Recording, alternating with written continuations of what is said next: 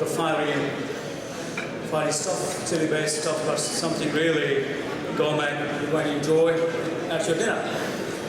This is the time when I said we are saving the best for the end, and I'm honored, we are all privileged that Chairman World Congress of Overseas Pakistanis was able to join us out of another very important commitment.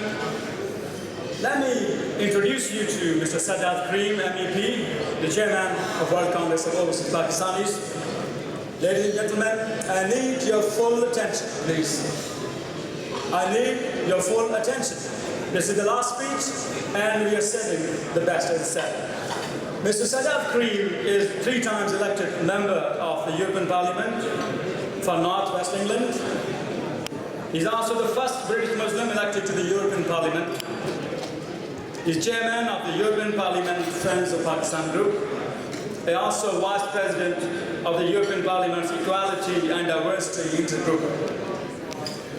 Mr. Sadat Karim is chairman of the South Asia Monitoring Group in the European Parliament International Trade Committee. And apart from that, he's chairman of this organization, and I talked about the dream. The dream which is going to inspire not only 1.3 million Pakistanis in the UK, but more than 8 million overseas Pakistanis in 144 countries. So, all of us, we're going to put up a warm welcome to the chairman of the organization for his vote of thanks, his final speech. Let's put a warm welcome.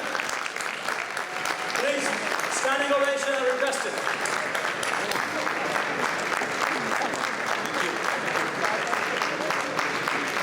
Thank you so much. Thank you. Bismillahirrahmanirrahim. High Commissioner, fellow parliamentarians, ladies and gentlemen, good evening and assalamu alaikum. Well, actually, after that introduction, I'm quite looking forward to hearing what I've got to say. But I've learned a few lessons in politics, and one of those lessons is that you should never stand in between an audience and their evening dinner for too long, because it can become quite dangerous. And I'm going to live by that rule today. It really is a tremendous pleasure for me to be able to be present here today as chairman of the Board of Governors of the World Congress of Overseas Pakistanis, a voice for over 8 million people across the globe. And it is befitting that I should make this inaugural address here in the United Kingdom, the country which by far has the deepest links with Pakistan, and quite naturally, as a dual British and Pakistani national, I clearly have an interest, an unashamed interest, in deepening these ties even further. When it comes to British Pakistanis, the phrase that best describes them for me is hard work. No, Simon, I don't mean we are hard work, although some of us can be, and I know you know I certainly can be from time to time. But it's that willingness never to shy away from making a contribution to which I refer. And I'm often reminded, when I look at that, of my very best friend who secured his first job after graduating. He was so pleased, he went running immediately to tell his parents. His father's reaction, "So what hours will you be working, beta?" My friend replied, "Daddy, 9 to 5, Monday to Friday." His father retorted, "So it's only a part-time job then?" And true to form, you know, he made him work in the family business every evening and every weekend. That is a true story.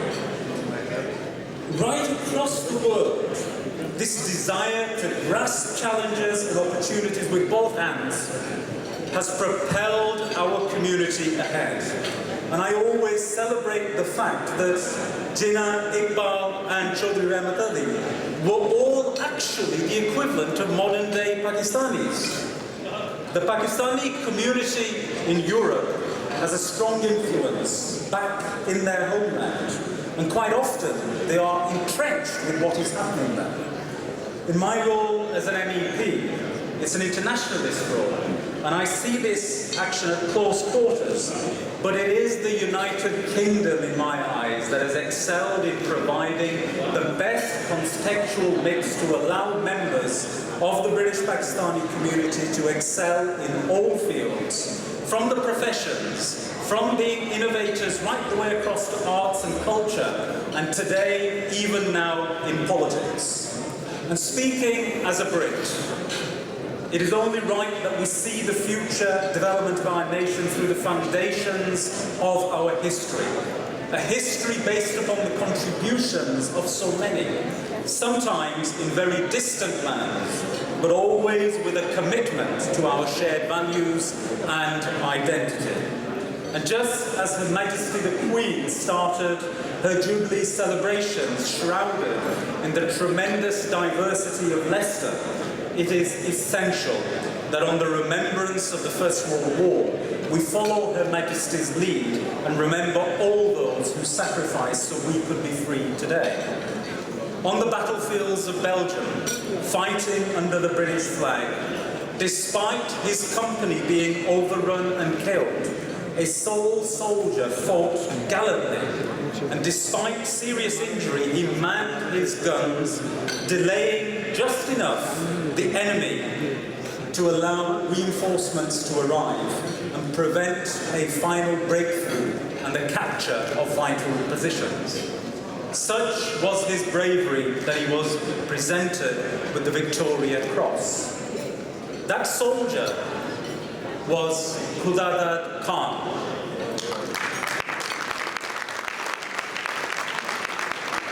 And he was from modern-day Pakistan.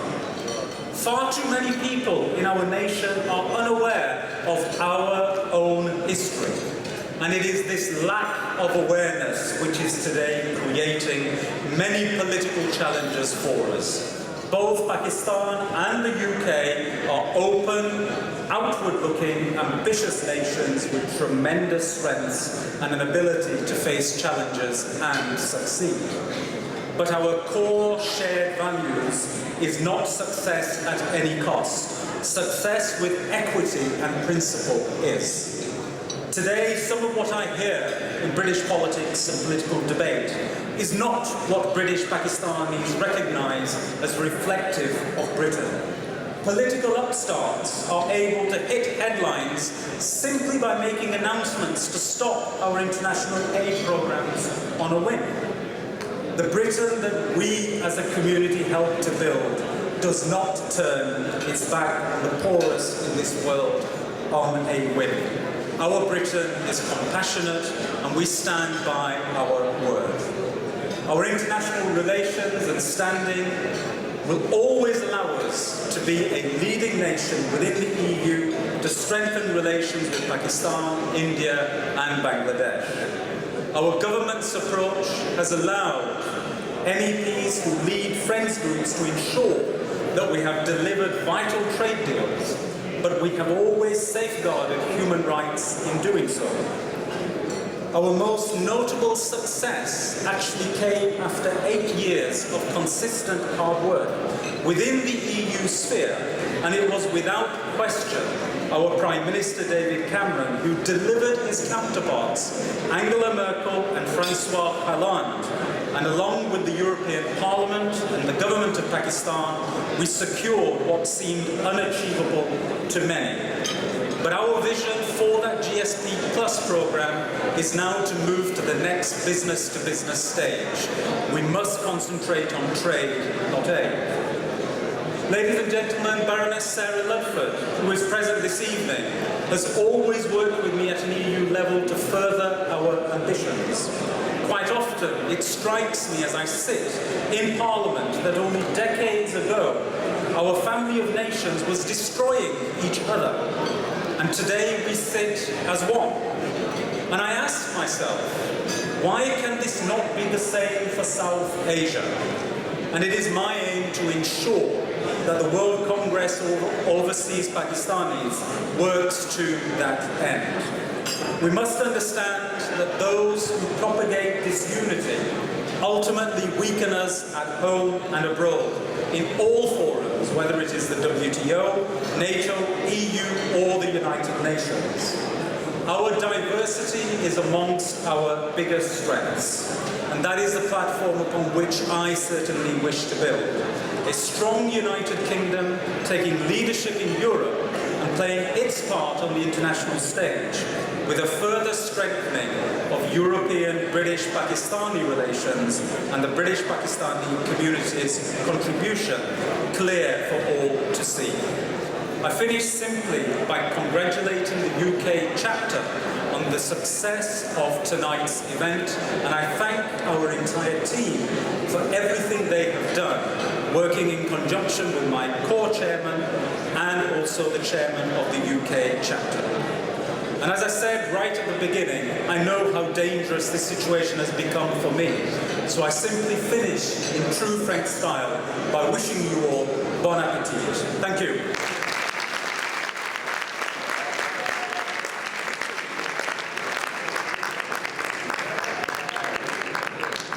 Thanks, Mr. Chairman. And I wanted to announce that we have cancelled the dinner until the music gets louder than the noise which you guys are creating. So if you can survive only for 5 minutes more, we're going to introduce you to the team which has invited you today, the host team, World Congress of Overseas Pakistanis, the executives, the members, member board of governors, ambassadors, those people who actually invited you, and then we're going to share the anthem of the organization. It's 2 minutes musical stuff. So we're going to warm you up for you as you wished already. Bon appetit. So, could I request Anita to start playing the video, and we start introducing the winner team of World Congress of Overseas Pakistanis, UK.